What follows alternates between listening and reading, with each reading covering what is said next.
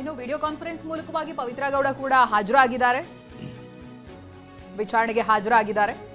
ಪವಿತ್ರ ಗೌಡ, ದರ್ಶನ್, ಪವಿತ್ರ ಗೌಡ ಸೇರಿದಂತೆ ಉಳಿದಂತ ಆರೋಪಿಗಳು ಕೂಡ ಇವತ್ತು ವಿಡಿಯೋ ಕಾನ್ಫರೆನ್ಸ್ ಮೂಲಕವಾಗಿ ವಿಚಾರಣೆಗೆ ಹಾಜರಾಗ್ತಾ ಇದ್ದಾರೆ. ಸ್ವಾಮಿ, ರಾಘವೇಂದ್ರ, ಧನರಾಜ್, ವಿನಯ್ ಕಾರ್ತಿಕ್ ಜೊತೆಗೆ ಕೇಶವ್ ಮೂರ್ತಿ ಮತ್ತೆ ನಿಖಿಲ್ ನಾಯಕ್ ಇವರೆಲ್ಲರೂ ಕೂಡ ಹಾಜರಾಗಿದ್ದಾರೆ. ಓನ್ಲಿ ನಂದೀಶ್ ಮಾತ್ರ ಇವತ್ತು ಕೋರ್ಟ್ಗೆ ಗೈರು ಹಾಜರಾಗಿದ್ದಾರೆ.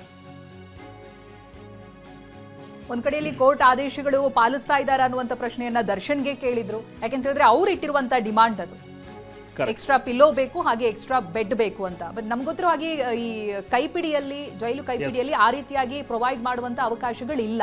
ಸೊ ಅದನ್ನ ಯಾವ ರೀತಿ ಆ ರೀತಿಯಾಗಿ ಬಹುಶಃ ಜೈಲಾಧಿಕಾರಿಗಳು ನಡ್ಕೊಳ್ತಾ ಇದ್ದಾರೆ ಏನು ಅನ್ನೋದು ಗೊತ್ತಾಗ್ತಾ ಇಲ್ಲ. ಬಟ್ ಇಲ್ಲಿವರೆಗೂ ಕೂಡ ಆ ರೀತಿಯಾದಂತಹ ಸವಲತ್ತನ್ನ ಕೊಟ್ಟಿಲ್ಲ ಅನ್ನೋದನ್ನ ದರ್ಶನ್ ಇವತ್ತು ಜಡ್ಜ್ ಮುಂದೆ ಹೇಳಿದ್ದಾರೆ. ಜೊತೆಗೆ ಇರುವಂತ ಸ್ವಲ್ಪ ಜಾಗದಲ್ಲಿ ಓಡಾಡ್ಕೊಂಡಿರ್ಬೇಕು ಅನ್ನೋದಾಗಿಯೂ ಕೂಡ ನಮಗೆ ಬಹಳ ಕಷ್ಟ ಆಗ್ತಾ ಇದೆ. ಅಫ್ಕೋರ್ಸ್ 3/25 ಅಂತ ಹೇಳಿದ್ರೆ ಅಲ್ಲಿ ಓಡಾಡೋದಕ್ಕೆ ಬಹಳ ಕಷ್ಟ ಆಗುತ್ತೆ ಅನ್ನೋದು, ಜೊತೆಗೆ ಸೂರ್ಯನ ಬೆಳಕು ಕೂಡ ಅಲ್ಲಿಗೆ ಬರೋದಿಲ್ಲ, ಸಮಸ್ಯೆ ಆಗ್ತಾ ಇದೆ ಅಂತ. ಹಾಗೆ ಅವರ ವಕೀಲರು ಕೂಡ ನೋಡಿ ಆರೋಪ ಮಾಡ್ತಾ ಇದ್ದಾರೆ, 20 ಸಾರಿ ಕೋರ್ಟ್ ಆರ್ಡರ್ಗಳನ್ನು ಕೇಳ್ತಾರಂತೆ ಜೈಲಧಿಕಾರಿಗಳು. ಅಂದ್ರೆ ದರ್ಶನ್ ಪರವಾಗಿ ಹೇಳ್ತಾ ಇರುವಂತಹ ವಕೀಲರು ಏನೇ ಕೇಳಕ್ ಹೋದ್ರು ಕೂಡ ಕೋರ್ಟ್ ಇಂದ ಆರ್ಡರ್ ತಗೊಬನ್ನಿ. ಯಾಕೆ ಇಷ್ಟೊಂದು ಸ್ಟ್ರಿಕ್ಟ್ ಆಗಿದೆ ಅನ್ನುವಂಥದ್ದನ್ನು ಕೂಡ ಬಹುಶಃ ನಾವು ಗಮನಿಸಬೇಕು.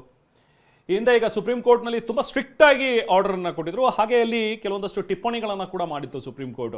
ಏನು ಇದನ್ನು ಜೈಲು ಅನ್ಕೊಂಡಿದ್ರು ಅಥವಾ ಏನು ರೆಸಾರ್ಟಿಗೆ ಹೋಗೋ ರೀತಿಯಲ್ಲಿ ಇಲ್ಲಿ ಸೆಲೆಬ್ರೇಷನ್ಸ್ ನಡೀತಾ ಇದೆ ಅಂತ ಫೋಟೋಗಳೆಲ್ಲ ರಿಲೀಸ್ ಆಗುತ್ತೆ, ಇದೇ ಥರದಾದರೆ ಸ್ಟ್ರಿಕ್ಟ್ ಆಕ್ಷನ್ಸ್ ತಗೋಬೇಕಾಗುತ್ತೆ ಅನ್ನುವಂಥದ್ದನ್ನು ಸುಪ್ರೀಂ ಕೋರ್ಟ್ ಕೂಡ ಬಹಳ ಖಡಕ್ ಆಗಿ ಹೇಳಿತ್ತು. ಸೊ ಹಾಗಾಗಿ ಈಗ ಜೈಲಧಿಕಾರಿಗಳು ಕೂಡ ಏನೇ ಕೇಳಿದ್ರು ಕೂಡ ಆಯಿತು ಜೈಲು ಕೈಪಡಿಯಲ್ಲಿದ್ದರೆ ಕೊಡ್ತೀವಿ, ಇಲ್ಲ ಅಂದರೆ ನೀವು ಕೋರ್ಟ್ ಆರ್ಡರ್ ತಗೊಬನ್ನಿ ಅಂತ ಹೇಳ್ತಾ ಇದ್ರೆ ಇದು ನಮಗೆ ಸಮಸ್ಯೆ ಆಗ್ತಾ ಇದೆ. ಏನು ನೋಡಿ, ಇನ್ನೊಂದು ಮಾತು ಮುಂದೆ ಹೋಗಿ ಇದೇನು ಗುಂಡಾರಾಜ್ಯನ ಅನ್ನುವಂಥದ್ರ ಬಗ್ಗೆನೂ ಕೂಡ ಸುನೀಲ್ ಅವರು ವಾದದಲ್ಲಿ ಪ್ರಶ್ನೆ ಮಾಡ್ತಾರೆ.